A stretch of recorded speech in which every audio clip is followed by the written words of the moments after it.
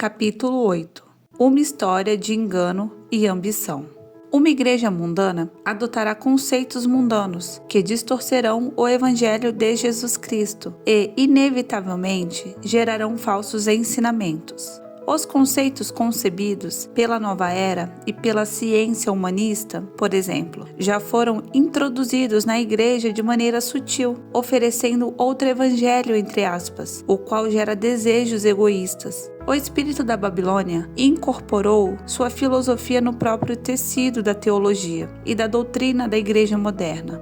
Onde estão os responsáveis por isso? Não na base desse esquema, e sim no topo, onde os líderes foram corrompidos, muitas vezes pelo engano e pela ambição. Quando o apóstolo Paulo fez seu discurso de despedida aos anciãos da igreja em Éfeso, disse o seguinte: Olhai, pois, por vós e por todo o rebanho, sobre que o Espírito Santo vos constituiu bispos, para apacentardes a igreja de Deus, que ele resgatou com o seu próprio sangue. Porque eu sei isto, que, depois da minha partida, entrarão no meio de vós lobos cruéis, que não perdoarão o rebanho, e que dentre vós mesmos se levantarão homens que falarão coisas perversas, para atraírem os discípulos após si. Portanto, vigiai, lembrando-vos de que durante 3 anos não cessei, noite e dia, de admoestar com lágrimas a cada um de vós. Atos capítulo 20, versículo do 28 ao 31.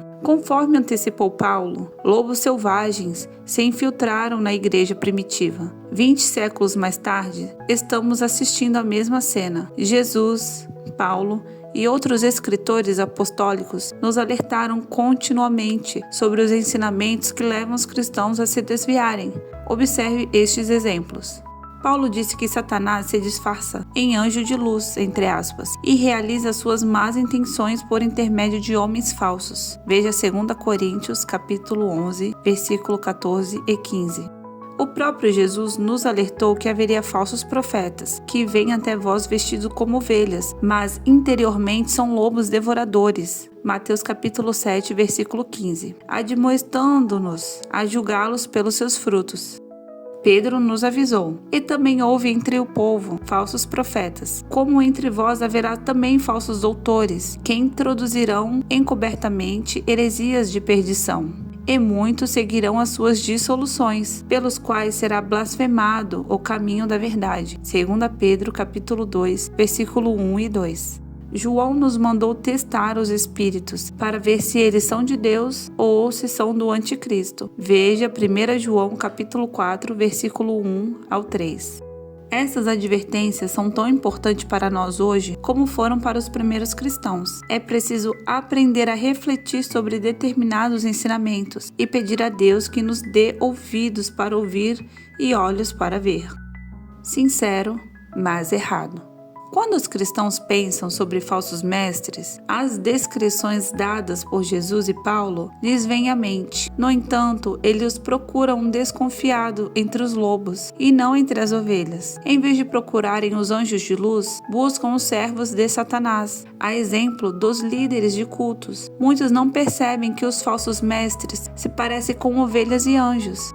Quando Jesus alertou os cristãos sobre a vinda de falsos profetas nos últimos dias, ele não se referia a líderes de seitas como Jim Jones ou David Koresh. Ao dizer, surgirão muitos falsos profetas e enganarão a muitos, Mateus capítulo 24, versículo 11, Cristo descreveu o engano em uma escala muito maior do que de alguns líderes de cultos isolados. Os lobos em pele de cordeiro e os anjos de luz não estão fora da igreja. Eles estão dentro dela. Porém, por não se comportarem de acordo com as expectativas da igreja quanto a um farsante, é difícil reconhecê-los. Atualmente, há 2 tipos de enganadores atuando no corpo de Cristo.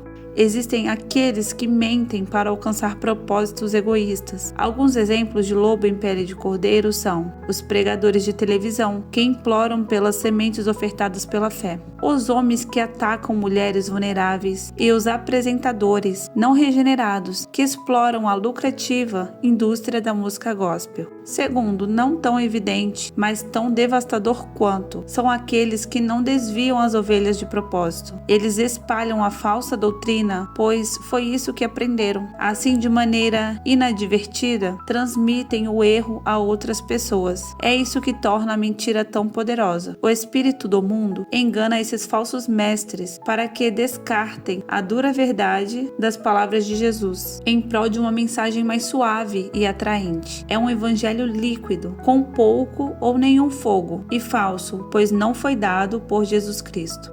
Ambição cega.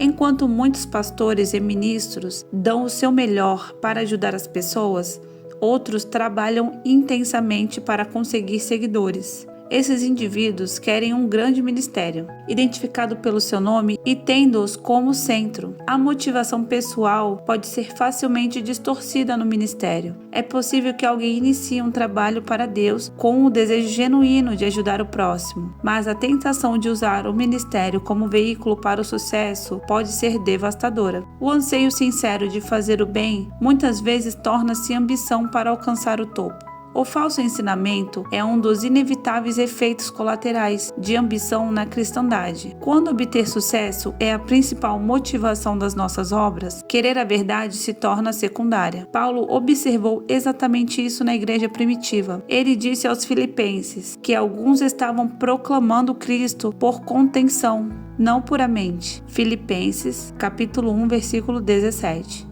No entanto, do segundo capítulo da mesma epístola, ele declarou: nada façais por contenda ou por vanglória, mas por humildade. Cada um considere os outros superiores a si mesmo. Não atente cada um para o que é propriamente seu, mas cada qual também para o que é dos outros. Filipenses capítulo 2, versículo 3 e 4. Esses dois últimos versículos representam o coração do cristianismo e são especialmente relevantes para quem atua em um ministério, cujo chamado é servir aos outros e não a si mesmo. Jesus enfrentou esse problema com seus discípulos, que discutiam entre si sobre quem era o maior deles. Cristo respondeu a essa atitude egoísta: se alguém quiser ser o primeiro, será o derradeiro de todos e o servo de todos. Marcos capítulo 9, versículo 35. Nós nos afastamos da mentalidade de servo e, em vez de servir, buscamos as primeiras cadeiras e os primeiros assentos, entre aspas. Veja Marcos capítulo 12, versículo 39.